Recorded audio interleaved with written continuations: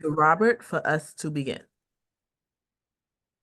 Well, good morning, everyone. Welcome to today's BACP seminar on legal considerations when buying a business. My name is Bob Harig. I'm a shareholder with the law firm of Robbins, DiMonte. We have offices on LaSalle Street in Chicago and also on Higgins Road in Park Ridge. My practice is concentrated on mergers and acquisitions and other business transactions. I have represented very many types of businesses that are small, medium, and large in size. Business purchases can be simple or very complicated, and each business purchase has its own unique character and issues. Today's webinar is not meant to address every scenario, but it is intended to provide a general overview of some of the legal considerations that you will want to be aware of if you are thinking of purchasing a business.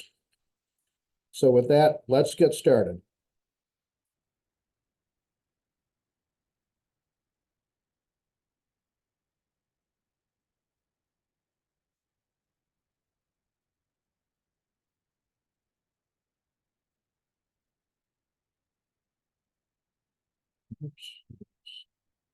Hold on a second.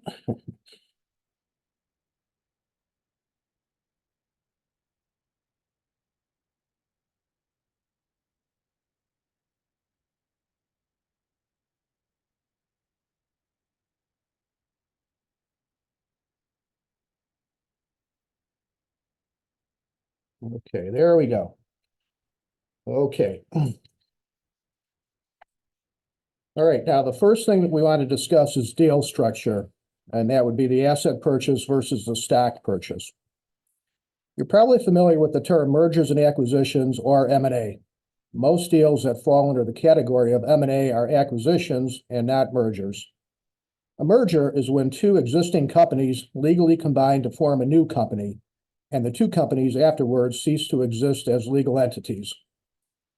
A merger also occurs when an existing company legally absorbs another company, in which case the company that is absorbed ceases to exist as a legal entity. Now, acquisitions, on the other hand, occur when a buyer purchases either the assets of another existing company or a buyer buys the stock of an existing corporation, or in the case of an existing limited liability company, its membership interests. So, one of the first things you need to determine when you buy a business is whether your purchase will be an asset purchase or a stock purchase. When you buy the assets of a company, you buy each asset of that company that you want to use in the business. You might, for example, buy its trade name, its accounts receivable, its inventory, its machinery and equipment, and its customer list. You buy all of the assets that you need or want in order to run the business after the closing of your purchase, and in general, that means buying all or substantially all of the assets of that business.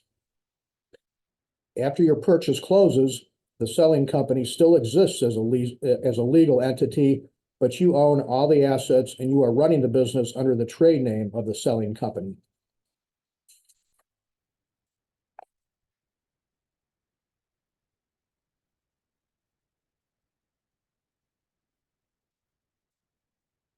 Now, in an asset purchase, the selling company is left to pay off its liabilities, such as accounts payable, bank debt, and accrued employee wages, unless you have agreed with the seller to assume some or all of those liabilities as part of the purchase.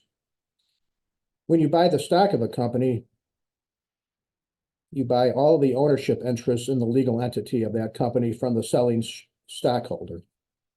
As a result of the stock purchase, you own the entire company and indirectly all the assets and liabilities of that company. Asset purchases are usually more favorable to a buyer than stock purchases due to liability and tax reasons. Now, remember, in an asset purchase, you do not assume or take over the liabilities of a company unless you expressly agree to do so and assume such liabilities. In a stock purchase, all of the liabilities of a company go with the purchase, including liabilities you may be unaware of or which have not been disclosed to you by the seller. Also, in an asset purchase, your tax basis in the assets that you purchase will be allocated anew based on the purchase price you paid. This often results in what is called a step-up in basis. which means you can take depreciation expense on the tax returns of the business to a greater extent than you might if you had just bought the stock. When you buy the stock of a company, you inherit the tax basis and the assets of the selling company. If the seller has depreciated the assets of the business down to zero for tax purposes, then you can no longer take any depreciation expense after you purchase the business. In an asset purchase, such assets would get a new tax basis based on the purchase price that you paid for them. So you would then have a tax basis after the sale that you could now take a depreciation expense against. One instance, however, where a stock purchase might be more favorable to a buyer would be if the business that you are buying has licenses, permits, or a third-party supplier or customer contracts that would stay with the legal entity after the sale, but would not transfer with just the assets. For example, let's say XYZ Inc. has a business license or a supplier contract that is issued in favor of XYZ in the name of XYZ, and you only buy the assets of, and if you were to only buy the assets of that entity, then you would need to apply for that license or contract after your purchase. But if you were to buy the whole legal entity under a stock sale, then that license or contract would transfer along with the entity post-closing, and there would be no need for you to apply or reapply for a new license or contract. Okay, let's spend some time talking about the legal structure you want to place or you want to put in place for the business. You do not want to incur any personal liability as a result of running the business that you have bought, so it is important to own the business in a way that limits your liability to just your investment in the business. In an asset purchase, you will always want to set up a corporation or a limited liability company to purchase the assets of the business. Remember, in an asset purchase, the selling company continues to exist after the closing, so you need your own legal entity to own and operate those assets. Owning such assets in your personal name will expose you to personal liability, so you do not want to do that. In a stock purchase, on the other hand, you may either purchase the stock in your own name or through a corporation or limited liability company. Since in a stock purchase, you are purchasing a legal entity itself and not only the assets from a legal entity, you will enjoy the personal liability protection afforded by that legal entity.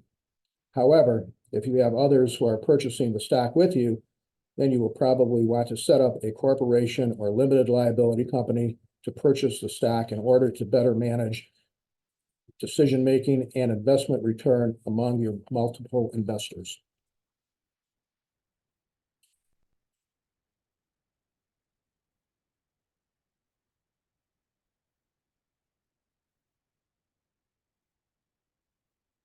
Okay, let's discuss purchase price considerations. When it comes to determining the purchase price for a business, you'll know the amount that the seller is asking for, but many sellers have an unrealistic view of how much their company is worth. So you will need to make your own determination on what is a fair purchase price for the business. There are business valuation experts and financial advisors who value and analyze businesses and purchase prices for a living, and they are often very good resources to engage. I don't have the level of expertise as these professionals, but here's a quick rundown of some of the concepts that go into properly evaluating a business that is being sold. Okay, the first method is called asset-based valuation. Under this method, you determine the business's value based on the net value of its tangible and intangible assets. You add the reasonable value of the company's assets, such as purchase orders, customer contracts, equipment, inventory, real estate, intellectual property, etc., together and subtract all of its liabilities, and the remaining value is its net asset value, and that net asset value is the purchase price that the buyer would pay based on this method. This method works well in instances where the business that you are looking at has not regularly turned a consistent level of profit over its history. Another method is called the market-based approach. In this method, you determine the business's value based on the value of the comparable businesses in the industry. which have recently been sold. This method is pretty common in the real estate field, but it is also utilized in sales of businesses. This method works better in the case where the target business has some history of profitability that can be measured and compared to other profitable businesses. Okay, EBITDA. A very common method to determine a fair purchase price for a business is to take the EBITDA of the business and multiply that number by a multiple that is particular for that industry in which the business operates. EBITDA stands for earnings before interest, taxes, depreciation, and amortization. It is determined by taking the company's net income for a given year or other period and then adding back the expenses for that period that were incurred by the company for interest, taxes, depreciation, and amortization. EBITDA is meant to measure a company's ability to generate cash just from its operations. The multiples that you use in a purchase price determination under EBITDA vary by industry and could be in the range of 3 to 6 times EBITDA for a small to medium-sized business, depending on market conditions. Many other factors can influence the multiple, including goodwill, intellectual property, and the location of the company. After arriving at an EBITDA-based purchase price, a professional business valuator will typically confirm or adjust it by applying the asset-based and market-based methods we noted previously. Because of the complexity of determining a fair purchase price, it can be very useful to engage a professional business valuator to determine the price. It can also be helpful to consult a tax expert who can explain the tax liability implications of the purchase price amount. Also, keep in mind that a fair purchase price may differ from the price determined by any of these methods. For example, you may decide to pay a premium for the business because it is a good fit with your existing business or because there are highly competitive bids out there.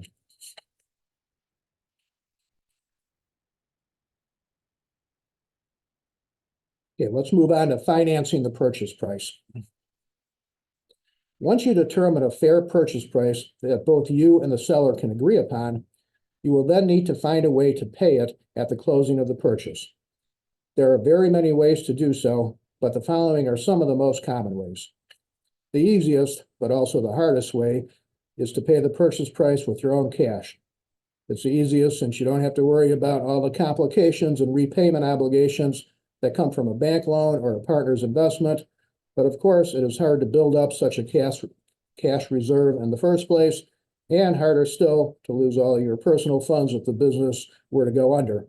So a lot of times it is easier and smarter to use other people's money to purchase a business. Now, you could always borrow from family members, but of course, depending on your family, that might not be easy or smart. But family members, at least in theory, might be easier to deal with than a bank if you need some more time to repay the borrowed funds. You can also find a business partner to put in some, most, or all of the purchase price amount. Such a business partner may be active or passive when it comes to the business. You and your partner would typically want to enter into a partnership or operating agreement that spells out the business terms of the investment, the role that the partner plays, if any, in running the business, and what decisions can only be made with the unanimous agreement of both of you. Another source of financing is the traditional bank loan.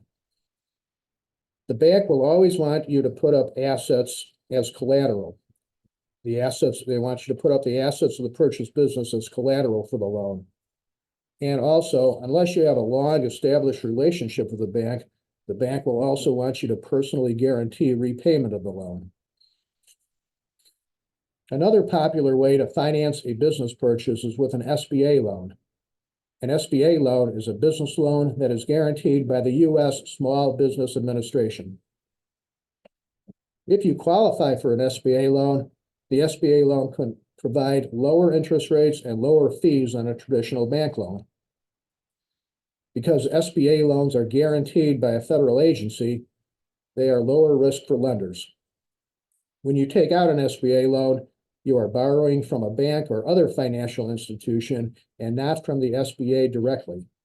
If you fail to repay an SBA loan, the SBA will repay the lender, and then you will be obligated to repay the SBA. SBA loans require an unconditional guarantee from everyone who has a 20% or more ownership interest in the buyer. Like a traditional bank loan, an SBA loan will almost always require you to put up all the assets of the business as collateral for the loan. Certain SBA loans can be used to purchase a business, but you should be aware of the criteria you must meet to qualify. In order to purchase a business using an SBA loan, that business must be a for-profit business and based in the United States. It must offer a product or service that is available to the general public, and it must be a small business as defined by the SBA standards. Small business under the SBA standards is generally a business that generates less than $7.5 million in revenue every year and has less than 500 employees. Be aware that not all types of businesses are eligible for SBA financing.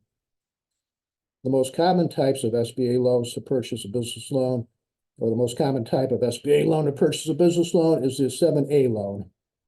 7A loans provide up to $5 million in loan proceeds for business acquisitions. A 7A loan is a good option for business purchases that include goodwill, working capital, and even fixed assets such as real estate.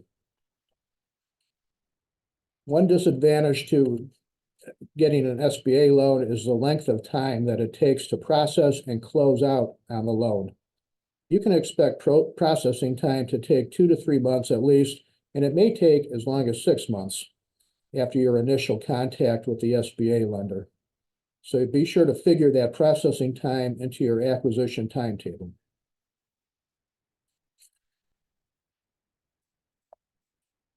Okay, a final way to finance a purchase price is through seller financing.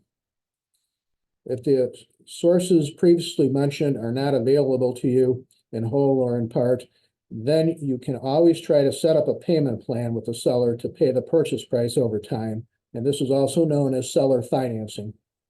Typically, you would make a down payment at the closing and then pay the remainder of the purchase price in installments to the seller over an agreed upon period of time.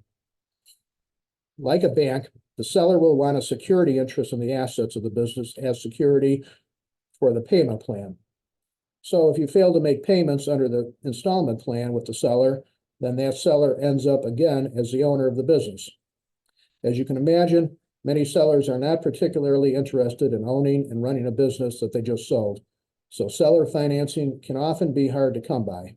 However, if you can finance a large portion of the purchase price through other means, then a seller might be more willing to finance the smaller remaining portion of the purchase price.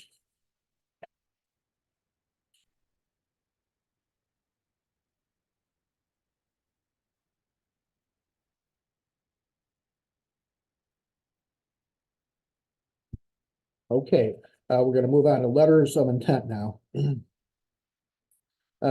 Now that you have a basic structure in place, the purchase price amount or a purchase price range, and a sense of how you will pay for the purchase price, the next step is often the execution of a letter of intent with the seller. The letter of intent, also known as an LOI, spells out the key business points of the deal in order to make sure everyone is on the same page. It is usually just a few pages long, but it can be longer depending on the complexity of the deal. Typically, the letter of intent is non-binding. Letter of intent is non-binding. That means that you are not legally obligated to purchase the business at all, and you are not legally obligated to purchase it based on the specific purchase price or the other terms set forth in the letter of intent. The non-binding nature of a letter of intent is very important to a buyer because you typically enter into the letter of intent before you have done a due diligence review and inspection of the business. So you do not want to be legally bound at that point to buy a business that you have not checked out thoroughly. It is important to note that just calling something a letter of intent at the top of it does not make it legally non-binding. It is very important that your LOI states in express terms that it is not legally binding. There are purchasers who have signed what they thought was a non-binding LOI and who were later surprised to find out that it actually was legally binding and that they were now obligated to buy a business that they were no longer interested in buying. Now, the typical elements of an LOI include the following: the purchase price amount, the deal structure, asset or stock purchase, and the concept of working capital is often included in the LOI as well. As a buyer, you want to make sure that there's enough cash and other working capital in the business following the closing to pay the bills and keep things going until you are generating business revenue by your own efforts. For the seller, the dynamics are a little different. For the seller, it is very tempting to disperse cash to oneself, speed up the collection of receivables, and slow pay payables in order to pull as much cash as possible out of the business prior to the closing. Therefore, a buyer should insist on the purchase price amount being conditioned on a minimum amount of working capital being in and staying in the business on the closing date. And this is also known as the working capital target amount. To the extent that there is less working capital in the business at closing than the targeted amount, then the purchase price is reduced on a dollar-for-dollar basis. Another part of the letter of intent that is often found are key conditions to closing. You should include in the LOI any important conditions that must be satisfied before the deal can close. Examples might be a condition that a key employee agrees to work for the business after the closing, or that the landlord of the real estate on which the business is located must consent to an assignment of the existing lease to the buyer. The timing of the drafting and execution of the binding purchase agreement will also be included in the LOI. The timing of due diligence and the buyer's ability to access seller's records and facilities during the due diligence period is also typically included in the LOI. Due diligence is an activity by the buyer where the buyer reviews the business in detail to determine issues or concerns before the buyer is legally committed to purchase the business and close. Now, I mentioned that a letter of intent is typically non-binding. There are, however, a couple of provisions in a letter of intent that are often expressly stated as being legally binding: exclusivity and confidentiality. Exclusivity is a provision where the seller agrees to keep the business off the market for a period of time and not entertain offers to buy the business from any person other than the buyer. This exclusivity period typically is from anywhere from 30 to 120 days after the letter of intent has been signed.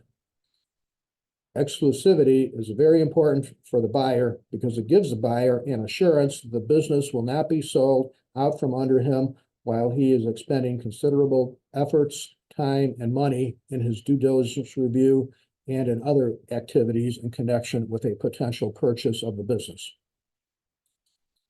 Confidentiality provides that the buyer will not disclose to a third party any information concerning the seller or the business that it receives during its due diligence review. As you can imagine, sellers are unwilling to disclose financial statements, contracts, etc. to the buyer without such a protection in place.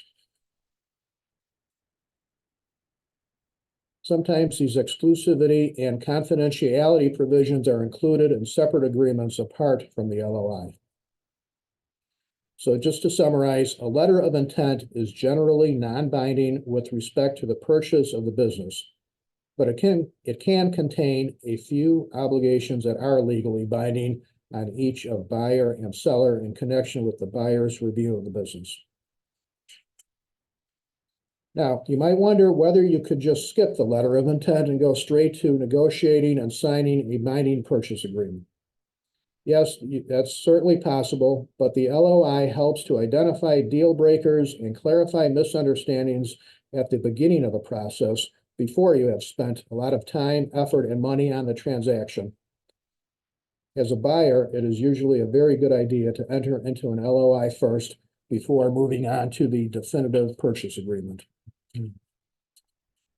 It is also a good idea to have an attorney draft or at least review the letter of intent before it is executed in order to ensure that it is written clearly and adequately addresses all major points of concern and that it is not legally binding except to the extent that you would like it to be legally binding.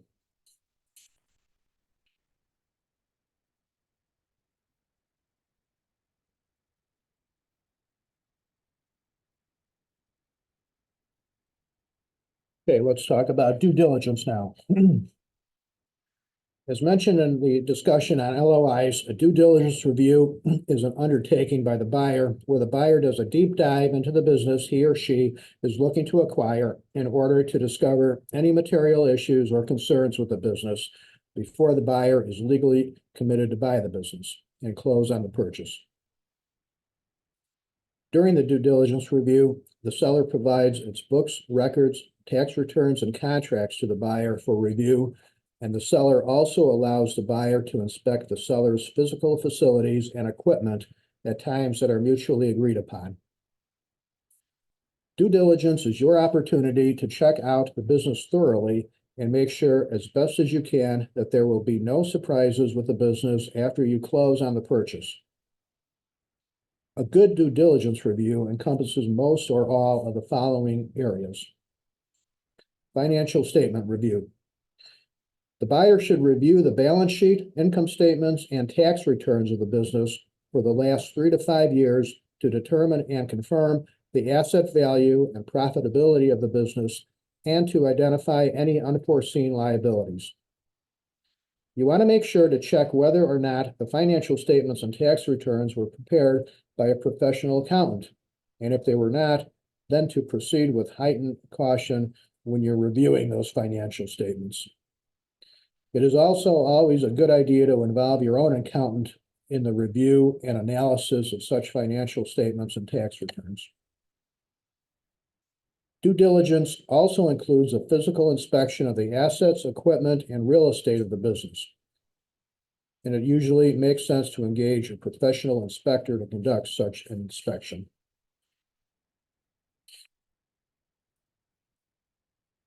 You also want to review the liabilities of the business. You want to review the terms of any standard product warranties of the business, equipment leases, accrued employee bonuses, and other potential liabilities to make sure that such terms are acceptable and that you can live with such terms after the closing.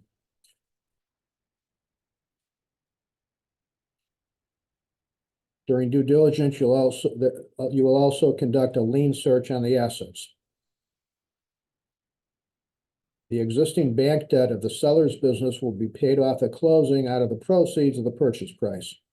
Either you or your lender will conduct a lien search on the assets of the seller's business during due diligence to determine the bank liens and other creditor liens on the seller's assets that need to be paid off and released at the closing. Also, if the business is leasing real estate, then you need to review the existing real estate lease and determine if it requires the landlord's consent to assign that lease to a new buyer. And also if the rent and term of the lease are acceptable. If such terms are not acceptable, you will want the opportunity during due diligence to negotiate a new lease with the landlord, which would go into effect as of the closing.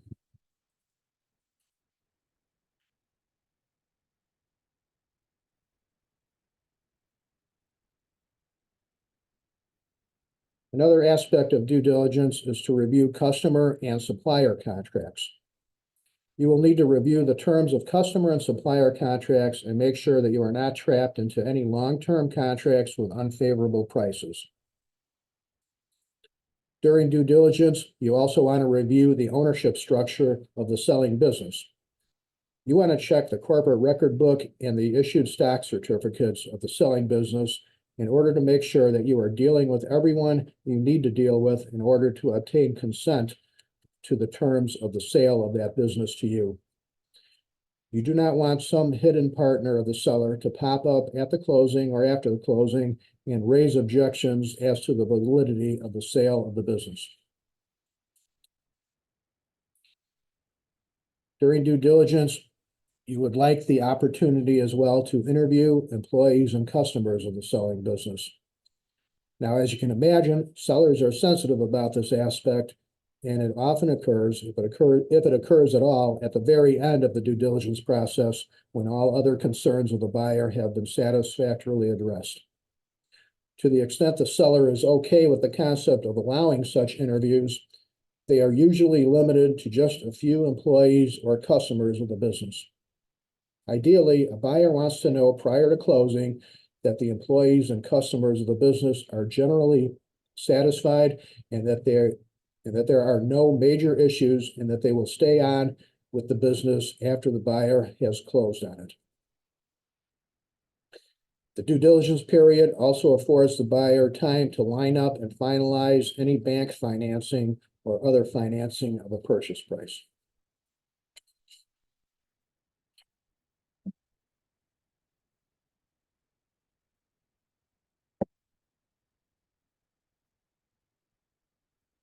Okay, the purchase agreement. The purchase agreement is a legally binding agreement signed by both seller and buyer that binds the buyer to buy and the seller to sell the business. It is usually negotiated during the due diligence period and is often signed at closing. A purchase agreement can also be signed prior to closing. If you sign the purchase agreement prior to closing and during your due diligence review, you need to make sure that it provides that your obligation to close on the purchase is conditioned on the satisfactory completion of your due diligence review. It is generally the buyer's prerogative to prepare the first draft of the purchase agreement. There can be a lot of back and forth between buyer and seller on various provisions of the purchase agreement before it is finalized.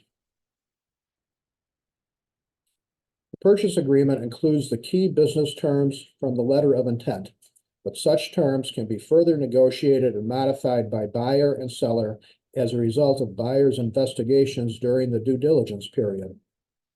For example, the buyer may negotiate a purchase price reduction based on unexpected liabilities of the business that were discovered during the due diligence period.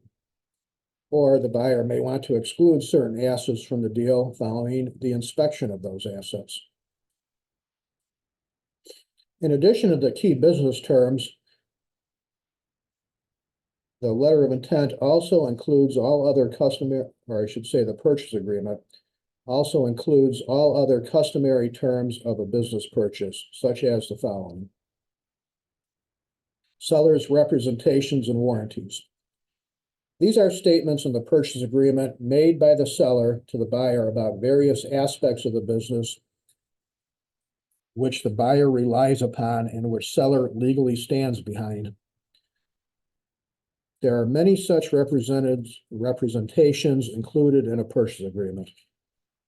Some typical examples are representations from the seller that the seller owns all of the business assets and that the business assets are free and clear of all liens, that no customer or supplier of the business has terminated its contract with the business or given notice that it intends to do so, that all taxes have been timely filed and paid by the business, that all machinery and equipment is in good working order, that all inventory is saleable in the ordinary course of business, that the business is in compliance with environmental laws, and that the seller's employee benefit plans comply with all applicable law.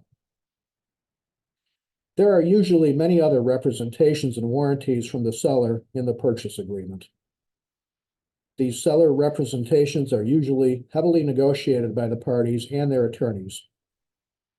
The seller will want to eliminate or scale back the scope of some of the representations that appear in buyer's first draft of the purchase agreement.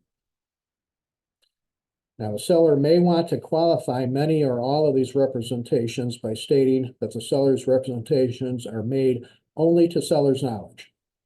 As a buyer, you want to push back on this ask from the seller. There are many things that a seller may not actually know about his business, and by putting in a reference to seller's knowledge in the representations, the seller might be able to find a way out of his representations and indemnification obligations. Now, indemnification.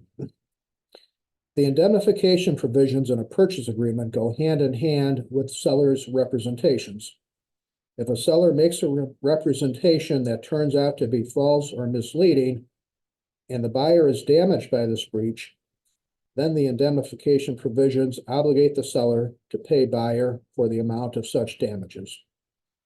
For example, if the seller has represented in the purchase agreement that all equipment is in good working order, but buyer finds out after the closing that an important piece of machinery is defective and requires replacement to the tune of $100,000, then the seller is obligated to indemnify the buyer for that $100,000.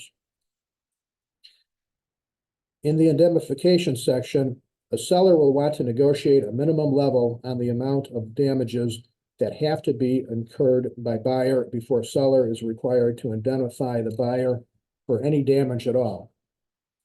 And seller will also want to negotiate a maximum limit on the total amount of damages the seller is required to indemnify the buyer for. Such minimums and maximums are referred to as baskets and caps in a purchase agreement and are usually an agreed upon part of a purchase agreement. The buyer, of course, wants to negotiate as small of a basket and as large of a cap as possible. These amounts vary from deal to deal, but baskets are generally no more than 1% of the purchase price, and caps can range anywhere from 10% to 50% of the purchase price. Whatever cap is agreed to by the buyer should never agree to caps on damages that are related to fraud by the seller, and also should not agree to any caps on damages that are caused by seller's breaches of any representation regarding taxes, environmental liabilities, or employee benefit plans. Escrow holdback. In connection with the seller's representations and indemnification obligations, it is a good idea for the buyer to negotiate a holdback of a portion of the purchase price to be placed in an escrow account with a third party, such as a bank or title company, for a period of time after the closing, in order to serve as security for the seller's indemnification obligations. If the buyer makes an indemnification claim against the seller during that period of time that the escrow account is in effect, then the buyer can draw from the escrow account to satisfy the amount of such claim. Escrow amounts and time periods vary based on the size and particulars of the deal, but escrow amounts are often anywhere from 2% to 10% of the purchase price, and an escrow account generally remains in place for a year to 18 months following the closing. Okay. Non-competition. The buyer obviously does not want the seller to compete with the business that he or she has just purchased from the seller, so the buyer always requires the seller to stay out of the industry and not compete with the business for a specified period of time after the closing. A typical non-compete period in a business sale is 5 years after the closing. Now, this shouldn't be confused with the restrictions on non-competition that are usually present in an employment situation, where the law and the courts are hesitant to enforce non-competition restrictions on an employee. The law regarding non-competition restrictions on the seller of a business are much more liberal in order to give the buyer the benefit of the bargain from a business purchase, and a 5-year non-compete is generally enforceable so long as it is reasonable in terms of geography and scope of the business that the seller is restricted from engaging in. A purchase agreement will also include a listing of the closing items to be delivered by each of the seller and the buyer, and the provisions dealing with those post-closing actions.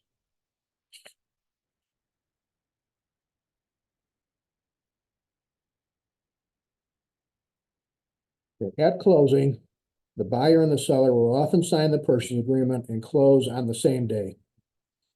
Most closings are now done remotely by exchanges of electronically signed purchase agreements and other closing documents.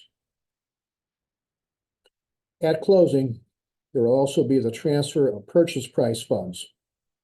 If a bank or other financial institution is financing the purchase price, then the wire transfer of funds from the bank needs to be coordinated at closing, along with the execution and finalization of the loan documents. The payoff of the seller's outstanding loans from the purchase price proceeds will also typically take place at the closing. If there is an escrow holdback of a portion of the purchase price, then that is funded at the closing as well. Now, there are some post-closing matters that occur too in a typical business purchase. For example, certain filings may need to take place after the closing. As an example, the selling entity will file a name change amendment to its articles, changing its name to something other than the trade name that the buyer just purchased from it. Also, if trucks or vehicles were part of the sale, then there will be a filing of updated vehicle titles. Another post-closing matter are purchase price adjustments based on that working capital target. As I mentioned earlier, many deals call for the seller to keep a targeted working capital amount in the business at the closing. It is almost always impossible to know with certainty at the closing whether this target was in fact met. And so the purchase agreement will provide for a post-closing true-up of actual working capital that was in the business as of the closing date. For a period of time after the closing, usually in the range of 60 to 90 days, the working capital that existed as of the closing date is subject to verification by the buyer based on the actual amounts of account receivable collected by the buyer and the actual amount of accounts payables paid by the buyer. To the extent that such actual closing date working capital turns out to be less than the targeted amount of working capital, the purchase price is adjusted downwards, and any such difference is paid by the seller. Such payments by seller usually come out of the holdback escrow if one has been established.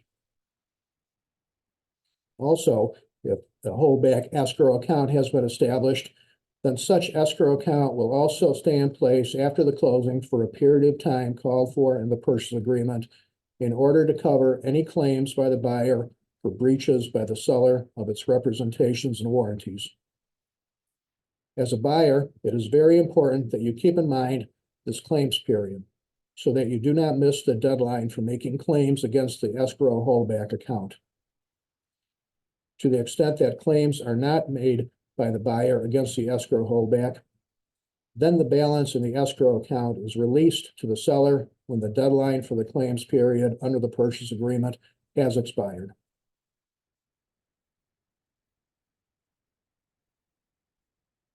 Okay, well, that concludes my presentation today.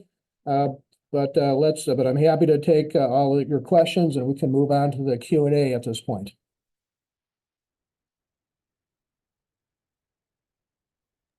We do have some questions. Let me go to the tab. Yeah. What kind of paperwork do I need to have when buying a business? What type of paperwork do you need to buy a business? I mean, it would really depend on what part of the business are you looking at, or are you referring to? If you're talking about the just dealing with the seller, I think the first thing you'll want to work on is that letter of intent that we discussed, which lays out the business particulars, the particulars of the business purchase, and ultimately you'll need the binding purchase agreement.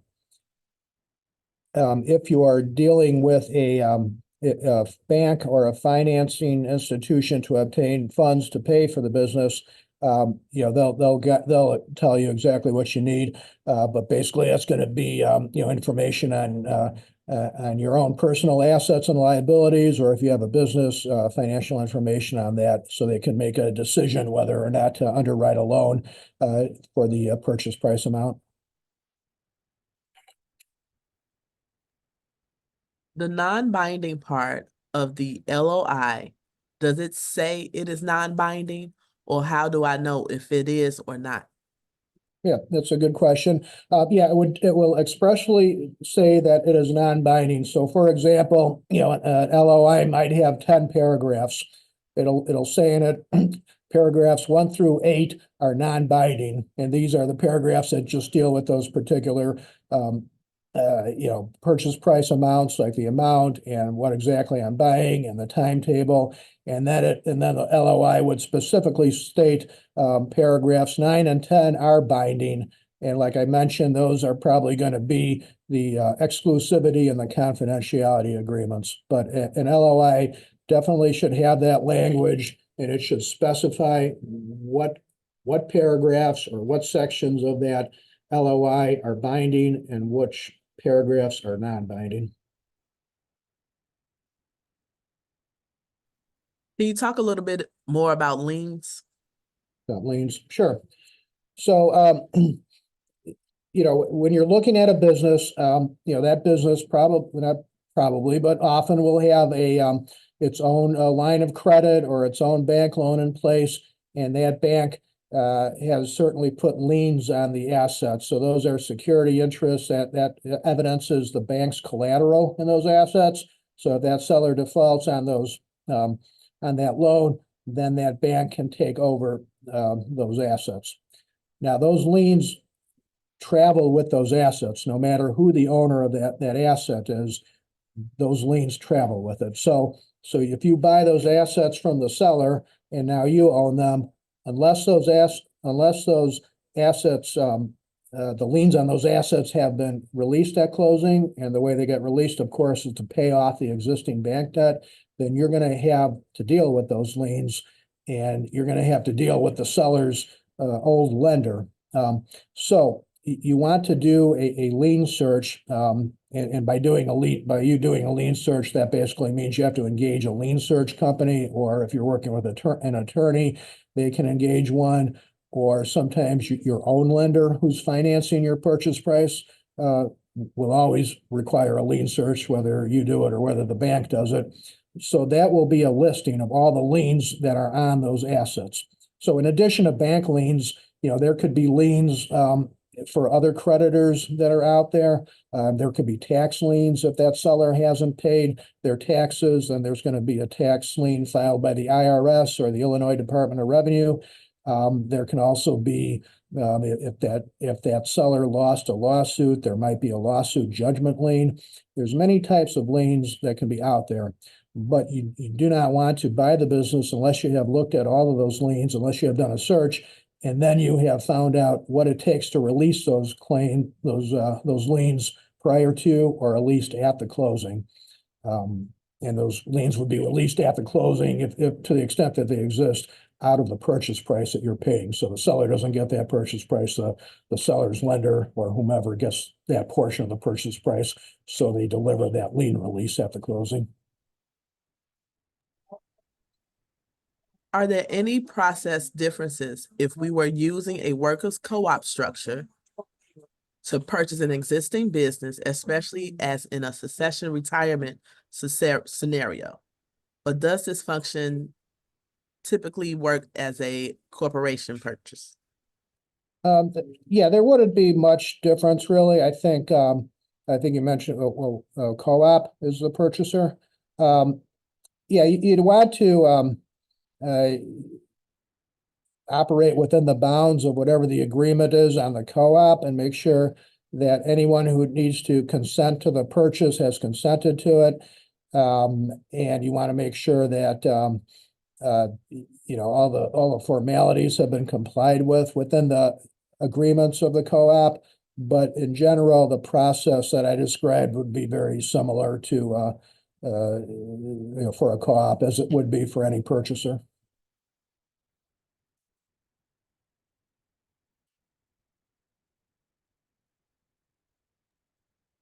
Can a business have more than one LOI if they're selling, or is that illegal? Yeah, usually it's just going to be one LOI. If you're a buyer and you're looking at a business and you find out that, they've got an LOI with somebody else out there as well, that's not a good sign. They're kind of, dealing with you and dealing with somebody else and kind of playing one party off the other. So it's not illegal, but it could be a breach of that LOI. If you enter into an LOI with a seller and you have an exclusivity provision in there that says, okay, you're only going to deal with me for the next 60 days. And then let's say that seller enters into an LOI with somebody else despite that provision in your LOI. Well, then they breach that. And then you can have an action against them for damages because you can say, well, look, I thought you were only going to deal with me. I expected you only to deal with me. You dealt with somebody else as well.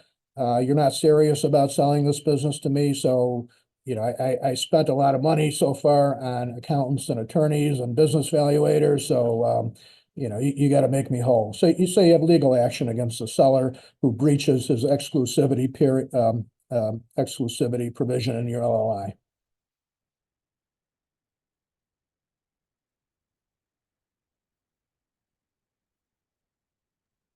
Does everything you explained about business purchases also apply to franchises? Or do franchise have a different process? Yeah, a franchise would probably have some of it would be similar, but it would be different. A franchise, if you're buying a franchise from an existing franchisor, they very much have their own very established set of purchases, purchase obligations, purchase provisions. So some of it would be similar. But some of it would be quite different because you want to comply with the franchisor's regulations and rules that they have in place. Dealing with let's say you're buying, an existing McDonald's franchise or something, your dealings with that seller, with that person who currently has the franchise would be similar to what I've described, but kind of an overarching kind of protocol would be in effect, which would be the company, that franchise, the McDonald's in this instance, that is the ultimate franchisor. So some of it would be very similar, but it would be kind of subordinate, I would say, to the overall franchise structure.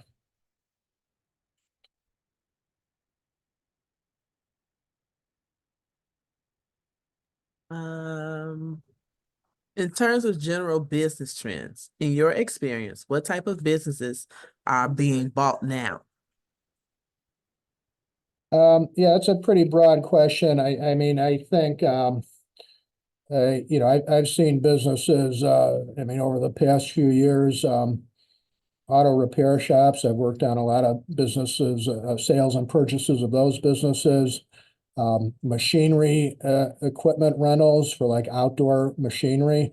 I've seen those crop up. Yeah, I can't say that there's any particular type of business that really jumps out, of the others. So yeah, I think it's hard to nail any one in particular.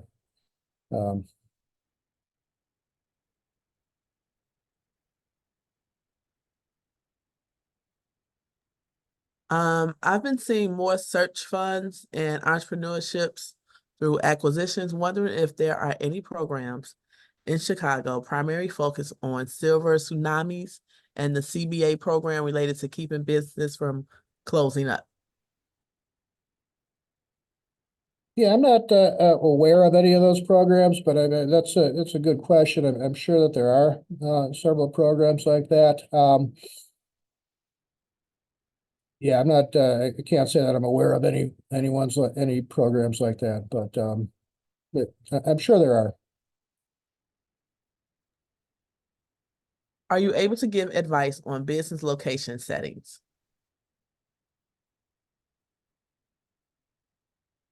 I'm not sure I follow the question exactly, but one thing you definitely want to be aware of if you are if you're buying a business and you're planning to relocate that business right after the closing or soon after the closing, you definitely want to make sure that wherever you're relocating it to is zoned for that type of business, first of all, and that there aren't any licenses or permits that are too cumbersome to obtain if you were going to relocate that business after the closing. You also want to make sure if you're not relocating that that business, even that its current location is properly zoned for that business and has all the licenses and permits in place.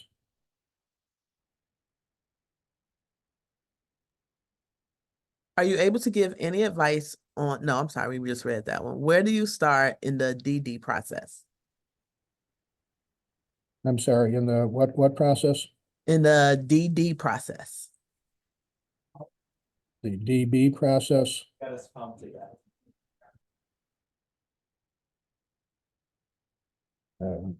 I'm sorry, I guess I'm not sure what's being asked.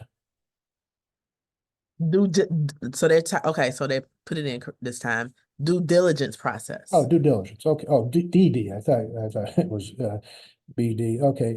Yeah, due diligence. Where do you start? Okay. Well, so you would want to enter into that letter of intent most typically, and that would kind of set forth kind of the timing of that due diligence. Usually a letter of intent will say something like, okay, the buyer has 60 days to conduct its due diligence. Seller will make available, upon buyer's request, all of the books and records of the business, will allow inspections of the business, so on and so forth.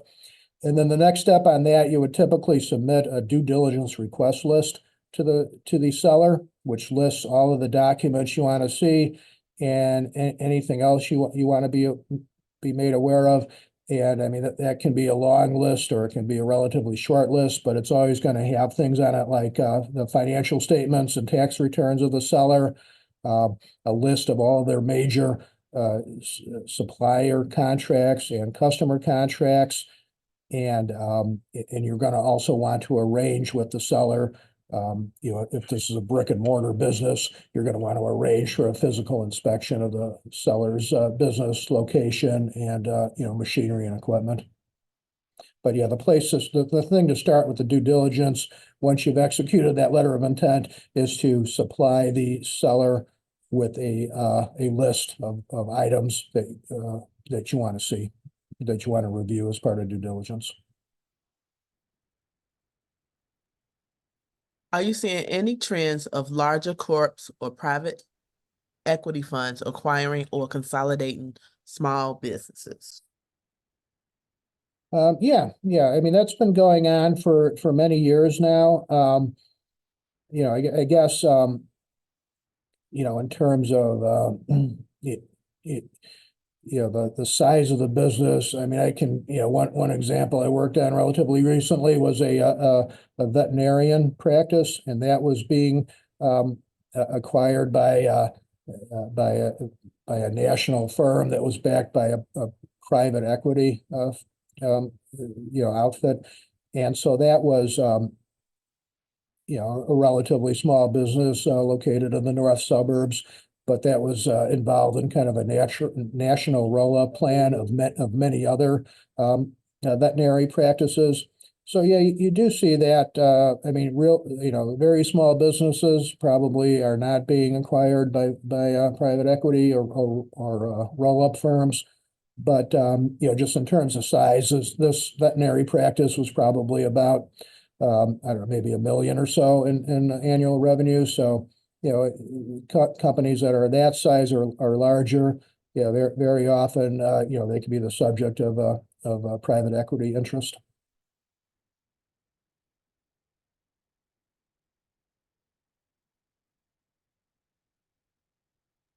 Are certain states kinder to buyers or sellers? If so, can you name a few and explain why? You said are certain states kinder? Yeah, I think just in terms of general business law, if you're located in, or not even located, but incorporated in Delaware. That's always a very pro-business state and generally is going to be a pro-buyer state. I think in terms of, but that's just the legal structure of the governing law in terms of where the business would be physically located.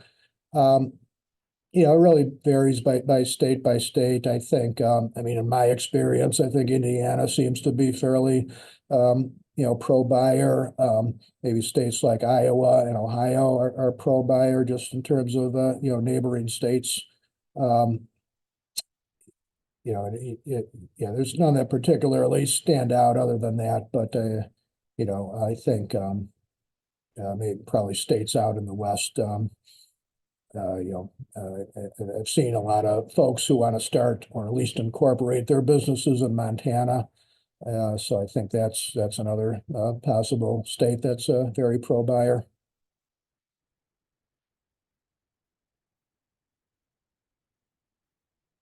Okay, it doesn't look like Yeah. we have any more questions. It looked like that's all. Okay, one just came in. If a business owner lives in Illinois and plans to do most of their business in Illinois, do you recommend they incorporate in another state? And how do you help them think about that option? Sure. Yeah, I think, I mean, if you plan to be located in Illinois and do most or all of your business in Illinois, at least in my experience, it probably makes sense to incorporate in Illinois as well. The other, it would just, I mean, people are familiar with the Illinois law, and if you're dealing with, if you're working on contract matters and whatnot, you're probably dealing with other businesses and other attorneys and accountants who are very familiar with Illinois law in that instance. So I think, I don't see a compelling reason to incorporate outside of Illinois. One thing you might want to look into, I mentioned Delaware before. That's a state that's very pro-business. There's, that state kind of serves as almost the general kind of incorporation state for all medium to large size businesses at least. So if you wanted to make it as simple as possible from a business perspective in terms of incorporating and dealing with a set of laws that are going to be very pro-business, you could incorporate in Delaware. You'd still be physically located in Illinois, but that would at least give you a set of laws that are very pro-business. And what role do business brokers play in the acquisition process? Sure. So, business brokers will, they're in the business of finding businesses to sell and finding buyers who want to buy a business. So they're matchmakers, as I'm sure is evident. And what their role would generally be would be if you were looking to buy a business, you contact a business broker. You want to, it's kind of similar to maybe a real estate broker in the sense you want to see who that business broker is representing. If he's primarily a seller, if he's primarily representing sellers, then you can deal with them, but you're really just getting a list of potential sellers to look at, and he's always going to kind of favor the seller or present that seller in the most positive context. So if you can find a business broker that also represents buyers and is also looking out for buyers, that's probably the better route to go. And then you can work with that broker to identify, what types of businesses are you interested in, what types of businesses are realistic for you to purchase, and what types of business or what businesses are for sale. And then what they would do is they'd present, various options to you,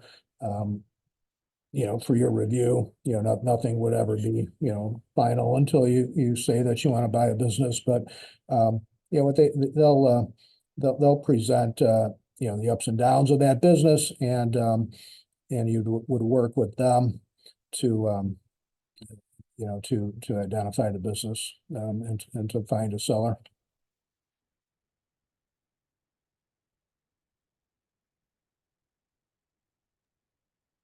Is it better to start a new business instead of acquiring one in the city of Chicago? I think I always think it's better to buy an existing business, because you've already got a business that's established, and that, if it's a good business, of course, and by good, it's profitable, and, it's got a good customer base. You don't have to put in the time and effort to establish that customer base. You're already buying an established customer base and an established business. In terms of, the city of Chicago specifically, I don't know if there's any advantages to buying a business as opposed to just starting a new business. It can always, again, a lot of the headaches that come from starting a business have already been endured by the seller of an existing business. So I would, in my experience, I think it's easier, whether it's in Chicago or elsewhere, to buy an existing business rather than I'm to. about to end this webinar because I gotta. Okay. All right. So that's, yeah, there we go. Two more questions. Okay. If someone does form an LLC, how often do you see if they are sued, that they are accused of piercing the corporate veil? Is it normal for them to be accused of this, or is this typically only done if there are reasons to think this is a problem? Yeah, I would not say that it's normally done. Sometimes it's done. Again, if there is a problem, but if in a properly set up LLC, and by that I mean, it's of course been legally formed under the state of Illinois or some other state, and you've complied with all the LLC formalities, and you've always held yourself out as an LLC. A lot of owners sometimes forget that, and they start signing things in their own personal name rather than the name of the LLC. But if none of that has occurred, then yeah, I don't see people piercing LLCs. They might attempt to do that. People try to attempt to do anything in a litigation context, but more often than not, that's not going to be an issue as long as that LLC owner has properly followed all of the LLC formalities, and the same would be true for a corporation. In an LLC versus a corporation, an LLC has less formalities to follow than a corporation does. So if there's a concern about possibly having the corporate or the company veil pierced, you probably want to consider an LLC because there would be less of a chance of that than with a corporation.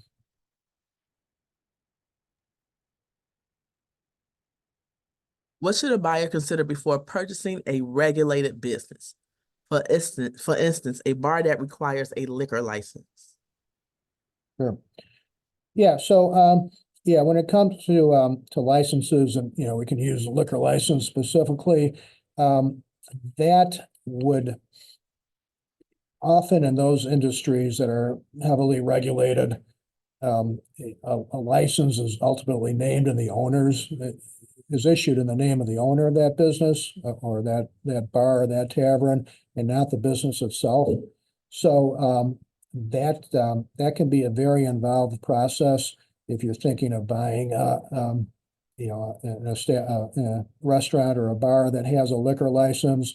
That is something that is not going to transfer to the buyer, and you're going to need to work with getting a license put in place in conjunction, with your due diligence, so that license is ready to take effect or soon after the closing.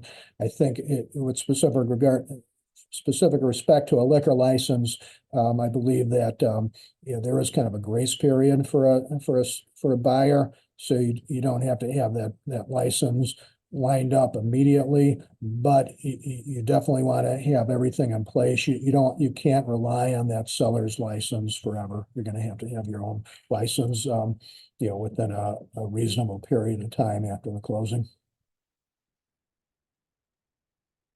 Okay. Robert, that looks like it. There's no more questions. Thank you for today's presentation. I hope that all our attendees were able to get the information that they were looking for today. Robert, any last words?